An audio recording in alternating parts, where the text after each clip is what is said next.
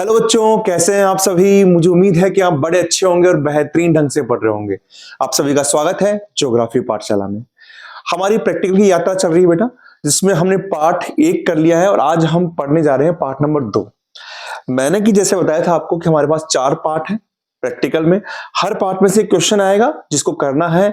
हर question 4 number का होगा, 4 चौक 16 number का रिटन पेपर है जो हम करने जाएंगे। ठीक है, तो आज हम पढ़ेंगे पाठ नंबर 2, आंकड़ों का प्रक्रमण या डाटा प्रोसेसिंग। देखिए, मेरा उद्देश्य यह है कि आपका जो भी चैप्टर है उसको बिल्कुल सरल करना। हम धीरे धीरे करते रहेंगे, जल्दी कोई भी नहीं है, आराम से हर चीज को करेंगे। तो वो आंकड़ों का प्रक्रमण, तो पहले अगर मैं बात करना चाहूं तो जहां तक मैं समझता हूं आपको ये पता है कि आंकड़े क्या होते हैं, आंकड़ों की परिभाषा पता है।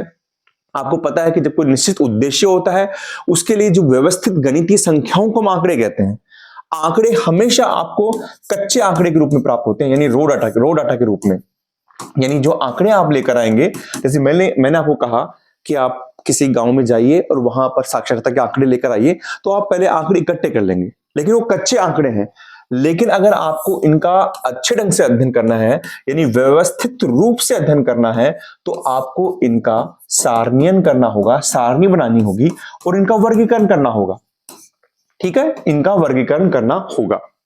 तो यानी क्या कहा मैंने, पहले आप आंकड़े इकट्ठे कर रहे हैं, फिर आंकड़ों को सही ढंग से पढ़ने के लिए, आसानी से पढ़ने के लिए उसका सारणीयन या वर्गीकरण कर रहे हैं। अब बात आती है कि आंकड़े आपके पास में आ चुके हैं, अब आंकड़ों को आप कैसे यूज लेना है, यानी उसकी प्रोसेसिंग कैसे करनी है, यानी आंकड़ों का प्रक्रमण कैसे करना है। तो क्या होता है कि आंकड़ों का जो प्रक्रमण जो होता है ना बेटा, प्रक्रमण, हम बात करें प्रक्रमण, ये शब्द बड़ा कठिन लगता है, लेकिन इसको हिंदी में इंग्लिश में लेंगे प्रोसेसिंग। अगर आंकड़ों की प्रोसेसिंग करनी है तो यह काम वर्गीकरण के द्वारा या सारणीयन के द्वारा सरल हो जाता है। तो आंकड़ों के प्रक्रमण से आप क्या समझ रहे हैं, आप समझिए, बिल्कुल आसान है। आपने पहले कच्चे आंकड़े लिए, प्राप्त करें, फिर उनका आपने सारणीयन किया, सारणी बनाई, उनका वर्गीकरण किया। उसके कारण से आपकी डाटा प्रक्रमण यानी प्रोसेसिंग आसान हो जाती है। तो डाटा प्रक्रमण से मतलब यह है कि आंकड़ों का सारणीयन या वर्गीकरण करने से डाटा प्रक्रमण आसान हो जाता है। ठीक है, अब जो आंकड़ों का जो प्रक्रमण होता है बेटा, आंकड़ों का प्रक्रमण यानी उनकी जो प्रोसेसिंग होती है वो 3 विधियों के द्वारा की जाती है। आपकी किताब में 3 विधियां दे रखी है, 3 विधियों के द्वारा, है ना। प्रोसेसिंग यानी उसको काम में लेने का तरीका, किस तरीके से काम लेना है। पहली जो है वो है, यानी 3 प्रकार से उसकी माप की जाती है, 3 विधियों के द्वारा उसकी माप की जाती है। पहली है वो है केंद्रीय प्रवृत्ति माप। ठीक है, पहली कौन सी है, केंद्रीय प्रवृत्ति माप। क्या है, क्या काम करना है, ये सब हम बात करेंगे। दूसरी है प्रकीर्णन माप, दूसरी कौन सी है, प्रकीर्णन माप। और तीसरी है संबंध माप। क्या है, संबंध की माप। ठीक है, यानी 3 तरीके से आप आंकड़ों की प्रोसेसिंग करेंगे, 3 तरीके से उसकी माप करेंगे। मैं यहां तक समझ चुका हूं, आप मुझे पूरा पता है कि आपको आंकड़ों के प्रक्रमण के बारे में पूछे कि आंकड़ों के प्रक्रमण से मतलब क्या है, तो आप ये बोलेंगे कि आंकड़ों के सारणीयन या उनके वर्गीकरण के द्वारा आंकड़ों के प्रक्रमण को आसान किया जाता है, उसको हम सरल कर सकते हैं। ठीक है, 3 विधियां हैं, केंद्रीय प्रवृत्ति की माप, प्रकीर्णन की माप, संबंध की माप। आप इस चैप्टर में केवल एक चीज पढ़ने जा रहे हैं, वो है केंद्रीय प्रवृत्ति की माप। ठीक है, बाकी ये 2 आप नहीं पढ़ रहे हैं, पहले आपके था, लेकिन जब से कोर्स में से कुछ चेंजिंग आई है तब इनको हटा दिया है टॉपिक, लेकिन फिर भी नाम आए हैं तो हम इसके बारे में जानेंगे। देखिए, पहली बात आती है केंद्रीय प्रवृत्ति की माप। ये क्या होती है, हम इसको देखें कि केंद्रीय प्रवृत्ति की माप क्या है।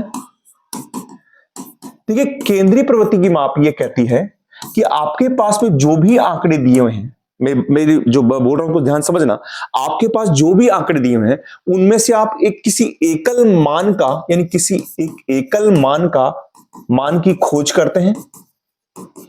यानी इसका उद्देश्य होता है किसी एकल मान की खोज करना जो सभी आंकड़ों का क्या करता है, प्रतिनिधित्व करता है।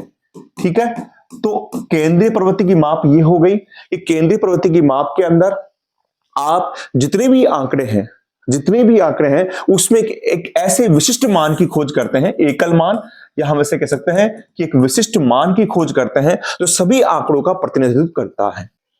तो यानी आपने केंद्रीय प्रवृत्ति की माप में देख लिया, हम एक ऐसे विशिष्ट मान की खोज कर रहे हैं बेटा, जितने भी आंकड़े हैं जो वो मान सभी आंकड़ों का प्रतिनिधित्व करता है। यानी हमको ये बता रहा है कि ये आंकड़े जो हैं या जो डाटा है उनके बारे में बता रहा है कि वो कहां पर केंद्रीय भूमिका निभा रहे हैं या कहां केंद्रित है, यानी आंकड़े कहां पर केंद्रित है इसके बारे में बताता है। ठीक है, यानी आंकड़ों के सारांश, वो उनका पूरा सारांश बता देता है। अब यहां पर देखिए, केंद्रीय प्रवृत्ति की माप भी 3 प्रकार की होती है। केंद्रीय प्रवृत्ति की माप भी 3 प्रकार की होती है ना। आपके पास में केंद्रीय प्रवृत्ति की माप है वो 3 प्रकार की है। पहली है माध्य, दूसरी है माध्यिका और तीसरी है बहुलक। ठीक है, तो वापस क्लियर कर लेता हूं, आप केंद्रीय प्रवृत्ति की माप ही पढ़ेंगे एग्जाम इस चैप्टर के अंदर।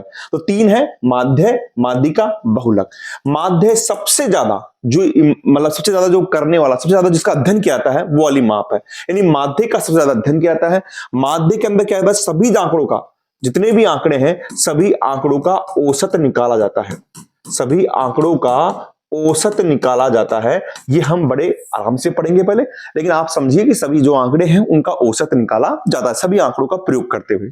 माध्यिका के अंदर क्या किया जाता है कि पहले जो सभी आंकड़े हैं उनको क्रमबद्ध रूप से जमाया जाता है, यानी क्रमबद्ध आंकड़ों का, जो भी क्रमबद्ध आंकड़े हैं उसमें से जो मध्य का आंकड़ा होता है वही माध्यिका होती है। यानी क्रमबद्ध आंकड़ों में मध्य का जो डाटा होता है या मध्य का जो डाटा होता है वही क्या होती है, माध्यिका होती है।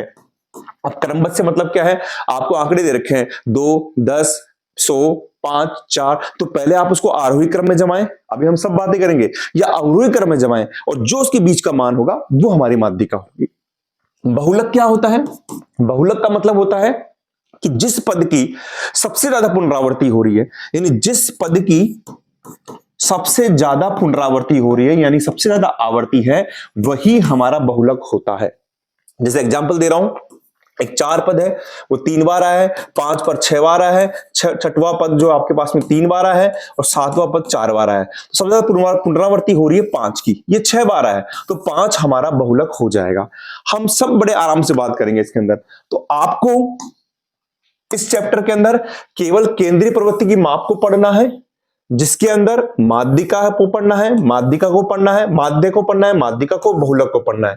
माध्य सभी आंकड़ों का औसत कहलाता है। कैसे करते हैं, कैसे हम इसको याद करेंगे, सारे सूत्र वूत्र सब बताऊंगा आपको मैं।